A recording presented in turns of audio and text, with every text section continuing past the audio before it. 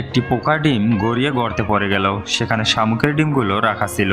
কিছুক্ষণ পর মা শামুক ফিরে এলো। সে তার ডিমগুলো ভালো করে দেখলো। অনেকক্ষণ তাকিয়ে থাকলো, তবুও কোনো অদ্ভুত কিছু তার চোখে পড়লো না। অল্প সময়ের মধ্যে ডিমগুলো ফুটে ছোট শামুক বেরিয়ে এলো এবং খাবারের খোঁজে মায়ের পেছনে পেছনে চললো। ঠিক সেই সময় পোকাটির ডিমটাও ফুটলো। ভেতর থেকে বেরিয়ে এলো একটি শুঁয়োপোকা। চারপাশের ছোট শামুকগুলোকে দেখে সে ভাবলো সেও বুঝি শামুক, তাই সেও হামাগুড়ি দিয়ে সবার সঙ্গে চলতে লাগলো। মা শামুক বাচ্চাদের নিয়ে গেল একটি সবজির খেতে। শামুকগুলো একটি বড় পাতা খেতে শুরু করতে যাচ্ছিল। ঠিক তখনই শুঁয়োপোকাটি কয়েক সেকেন্ডের মধ্যেই পুরো পাতাটা খেয়ে ফেললো। শামুকরা অবাক হয়ে তাকিয়ে রইল। তাদের আর উপায় ছিল না, আবার নতুন খাবারের খোঁজে চলতে লাগলো। পথে যেতে যেতে শুঁয়োপোকাটি একটি বোতলের ঢাকনা পেল। রাত নামলে শামুক নিজেদের খোলসের ভেতর ঘুমিয়ে পড়ল।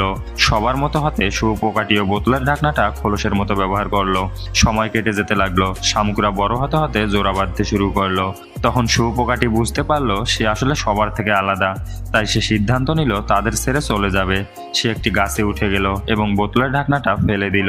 নিজের সত্যিকারের সত্তাকে মেনে নিয়ে সে ডালের উপর গুটিয়ে বসে রইল এবং কিছুদিন পর নিজেকে কুকুনে জড়িয়ে ফেলল। সময় পেরিয়ে গেল। অবশেষে কুকুন ফেটে বেরিয়ে এলো একটি সুন্দর প্রজাপতি।